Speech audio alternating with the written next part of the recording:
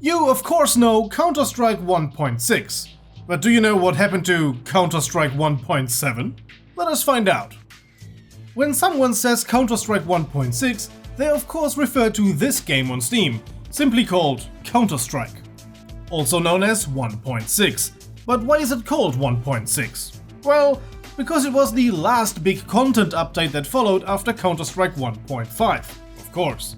Counter-Strike 1.0 was the retail release of Counter-Strike, preceded by several beta versions numbered 1 to 7.1.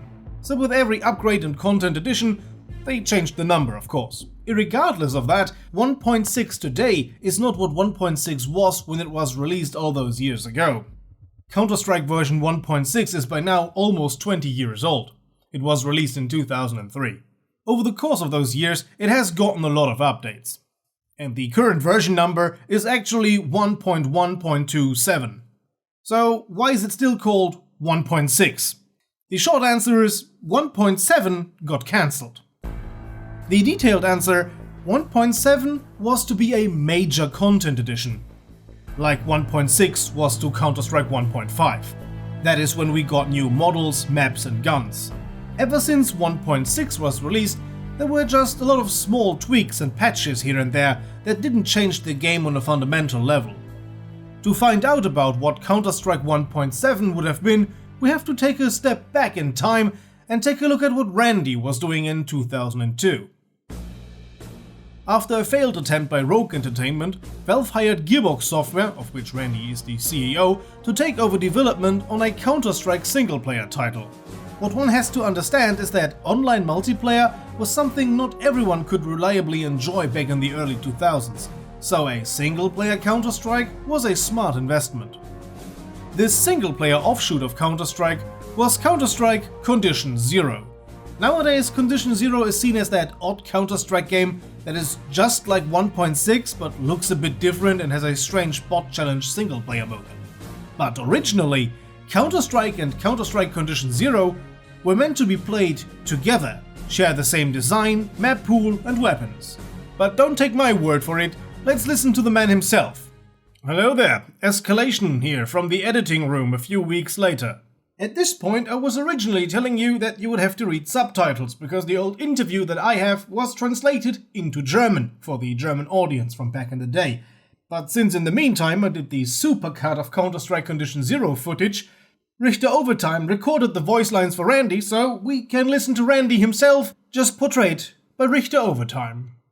Randy, when will Gearbox publish the free patch for Counter-Strike that will bring the program up to the standard of Condition Zero? And which of the new features will be included? The big important thing that we want to do is to make sure that the game is patched even before Condition Zero hits store shelves. So both games will be fully compatible.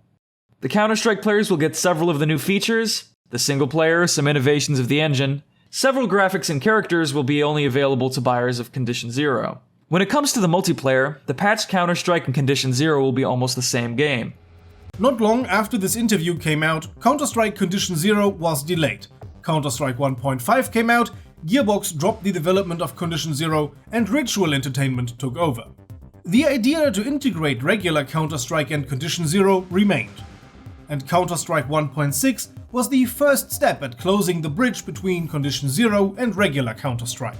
The Tactical Shield, FAMAS and Galil, introduced with Counter-Strike 1.6, were originally developed for Condition Zero. Furthermore, a few maps were overhauled as well for the release of 1.6, adjusted to the slightly refined map design of Condition Zero.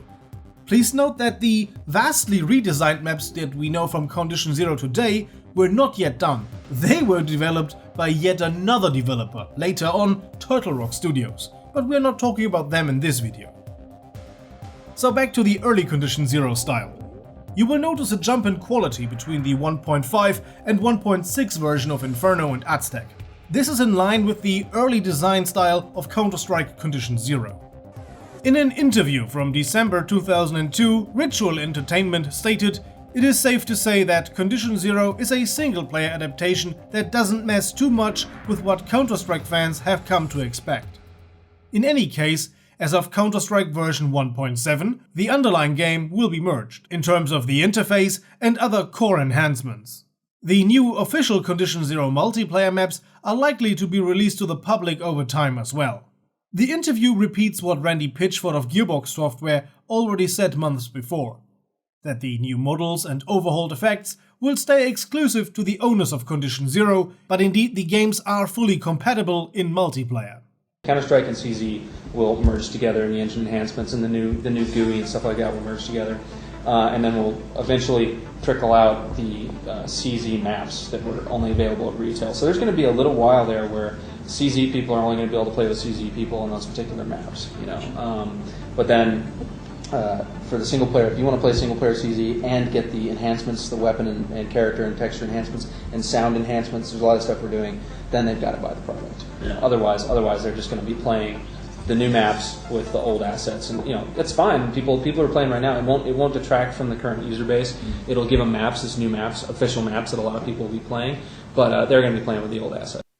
It is unclear if at this point other Condition Zero weapons, like the Molotov cocktail and the M60, were still planned to be introduced to both games.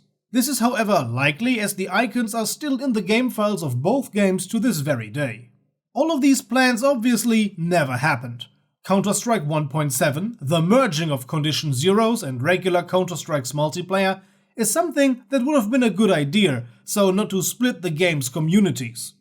But these plans became obsolete, largely because of further delays, yet another developer taking over, redesigning the game once again, and the approaching release of Counter-Strike Source being the death nail in the project. So now you know what Counter-Strike 1.7 would have been and why it was never released.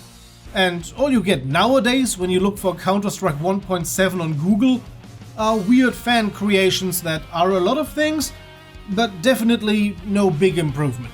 At best, a collection of weird skins. At worst, well, you download a virus. So I hope you found this video to be informative. If you did, you know what I would like you to do.